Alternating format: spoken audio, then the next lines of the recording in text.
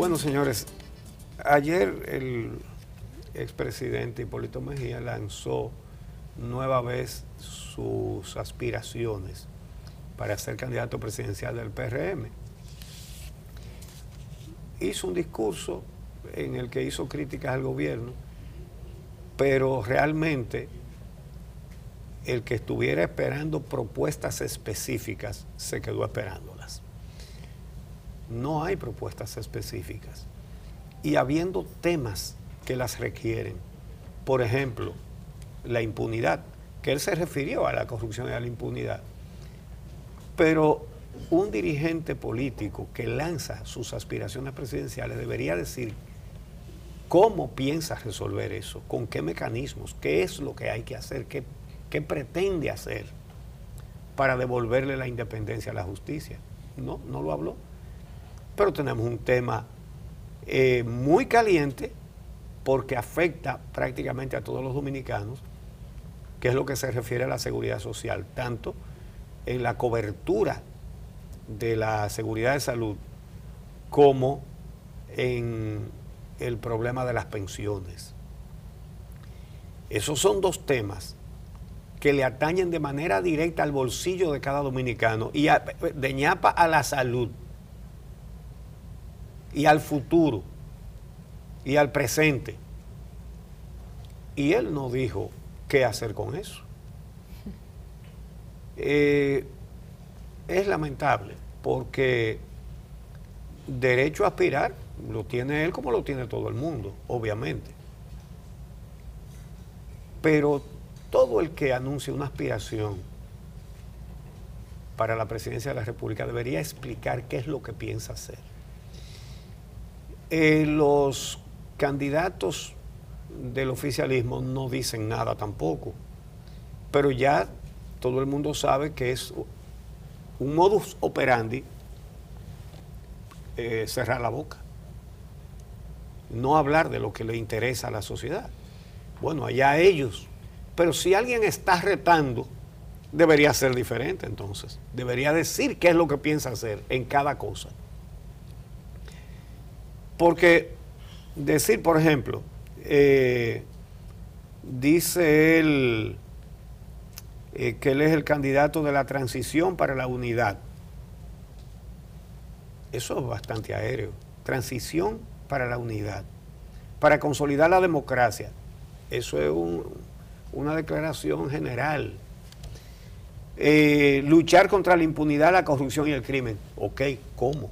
Dígame lo que usted piensa hacer. Diga que usted va a propiciar un cambio de la Constitución que no tocará la reelección y que va a establecer que ningún militante ni ex militante político puede ser juez, ni puede ser fiscal, ni puede ser Cámara de Cuentas, ni puede ser nada de eso. ¿Cómo lo va a hacer? Diga eso. Eso es lo que la gente está reclamando. Entonces, que todas las instituciones están secuestradas por el PLD, eso es verdad, pero eso lo sabe todo el mundo, eso no es noticia. Que los gobiernos del PLD han endeudado al país de manera rampante e irresponsable, eso es verdad. Ahora, cuando él llegó a la presidencia, al entregarla 4 años después, había duplicado la deuda. Después de eso la han multiplicado, también es verdad. La multiplicó Leonel Fernández y la multiplicó Danilo Medina. En su primer gobierno, Leonel Fernández bajó la deuda un poquitico, pero la bajó. Hipólito la duplicó y después Leonel la multiplicó y ahora Danilo le está centuplicando. Y este sí es un tema al que debería referirse todo el mundo de manera específica, diciendo qué es lo que va a hacer. Hoy, el periódico Hoy trae un editorial que creo que cada dominicano debería leer. Dice, a propósito del endeudamiento, dice que el crecimiento de la economía y la ejecución le llama de un presupuesto artificialmente suficiente para gastos e inversiones. Artificialmente suficiente. Qué bien dicho. Dice que justificadas por quienes las llevan a cabo estas políticas, aunque para el país no pasa desapercibido, oigan esto, no pasa desapercibido el enorme costo en deudas, montaña de dólares y pesos que no cesa de cobrar altura, que acerca cada vez más inexorablemente el día en que habrá que apretar el freno y buscar fórmulas a la carrera para enfrentar a creencias creadas intensamente en años recientes. Y entonces ahí advierte, desde el Estado y desde todos los sectores económicos, sociales y políticos, debe admitirse con franqueza de cara al pueblo que el país llegará a una realidad que exigirá medidas heroicas y radicales para las que no parece haber condiciones. Cada vez que se habla de medidas heroicas, ¿quién cree ustedes que es el héroe? Usted, pero el mártir también. Que cualquiera cree que es el gobierno el que es un héroe. No, cuando hablan de medidas heroicas, el héroe y mártir va a ser usted. Entonces, dice hoy que el gobierno, el que sea, tendrá que llevar, oigan esto, el uso exagerado de dinero al plano real de sus posibilidades, sin seguir comprometiendo sus exiguas arcas, tomando en cuenta la inmensidad de tributos que tendrá que recibir por muchos años de los contribuyentes en prevención a un dramático default. Esta es la verdad, ominosa, sombría para cada dominicano. Dice, la inmensidad de tributos que tendrá que recibir, es decir, que todo ese dinero con el que nos estamos endeudando para decir que esto crece y para dilapidar también todos esos recursos, lo va a pagar usted, lo vamos a pagar todos, uno por uno, nos lo van a sacar de los bolsillos porque es que no van a hacer que los que se han robado el dinero por miles de millones devuelvan, no lo van a someter a la justicia para incautarle lo que se han robado, no, eso es imposible, eso lo va a pagar usted. Y entonces ahí es cuando usted va a decir, debimos luchar antes en contra de todo esto, debimos salir antes a las calles. Será tarde, será muy tarde. Con esto va a cargar usted. Y va a cargar con eso el que luche y el que no está luchando también va a cargar con eso. Todos vamos a cargar. Entonces, advierte el periódico Hoy que llegará la obligación de acrecentar los ingresos fiscales, llevándolos a unos niveles de alto costo político y de daños a la actividad económica, que a la gente le será difícil resistir. El editorial del periódico Hoy habla claro, habla en español y está diciendo las cosas como son, como no las quieren decir los políticos. Y lo que sorprende es que no solamente no la dicen los políticos que están gobernando, sino que tampoco lo está diciendo la oposición. Como la oposición está hablando poco también de los dos problemas que cité, que están afectando de manera directa a cada ciudadano y a cada ciudadana: la cobertura de salud y la cobertura de las pensiones. Bueno, vi al Partido Reformista que dijo algo. Oiga, el Partido Reformista. Entonces, mientras haya partidos que dicen ser de oposición, que no hagan una oposición efectiva, contundente, con estas cosas que son las que interesan. Usted me dirá, bueno, porque le han rechazado 9 veces formar una comisión para que investigue los pagos a Joao Santana.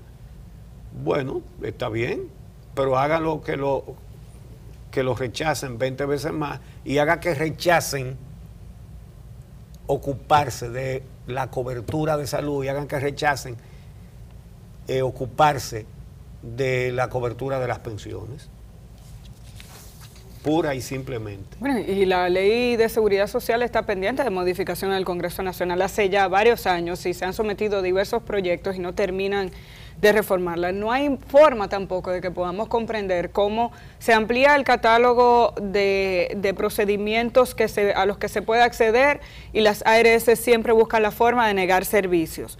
de darle largas a la población. Este fin de semana salió el resultado en los tribunales de una demanda de una familia que lamentablemente perdió a un ser querido precisamente porque una ARS se negó a darle un procedimiento, a cubrirle un procedimiento que le permitiría vivir a esa mujer que tenía un problema renal. Que era necesario para estar viva. Exacto. Y le dijeron que no. Eso es permanente. Y aquí cuando presentamos la serie Nacer otra vez, mostramos las trabas que de manera constante ponen las administradoras de riesgos de salud para negar servicios. Desde el mismo hecho de que una persona, estando desde la niñez, inscrito en una ARS, cuando pasa la adultez, teniendo un mismo problema de salud que ya ellos le estaban dando seguimiento, cuando esa persona decide pagar por su seguro, a veces le estancan la cobertura diciendo que eso es un problema nuevo o que usted es un afiliado nuevo para durar meses sin cubrirle tratamiento, ese tipo de situaciones. Maromas para negar servicios. Para negar servicios, para pagar menos. Pero el ahorro o la rentabilidad no puede depender de la negación de los servicios. Eso es criminal. Y luego está el tema de las administradoras de fondos de pensiones. ¿Cómo es posible que el que tiene el dinero guardado gana más que el dueño del dinero? Esa es una pregunta que nos hemos hecho en múltiples ocasiones. Pero en adición a eso, cuando nos vamos al fondo de esa supuesta administración de los fondos de pensiones que están haciendo las AFPs, nos damos cuenta que es el mismo pueblo que le paga sus beneficios. ¿Por qué? Porque ¿qué están haciendo las AFPs? ¿Dónde está su rentabilidad? En colocar el dinero en bonos en el Banco Central y en Hacienda. Para cubrir déficit. Entonces, usted agarra, no corre ningún riesgo, porque si está en riesgo el dinero en el Banco Central, se quebró este país, se embromó todo. Usted dice que administra esos recursos y que por administrar esos recursos y el riesgo que significa tener en sus manos ese dinero, usted tiene que cobrar un porcentaje altísimo. Estamos hablando de miles de millones de pesos que se van a los bolsillos de los accionistas de las administradoras de fondos de pensiones, la mayoría de las cuales pertenecen a instituciones bancarias de muchísimo reconocimiento en nuestro país y todo el mundo sabe cuáles son.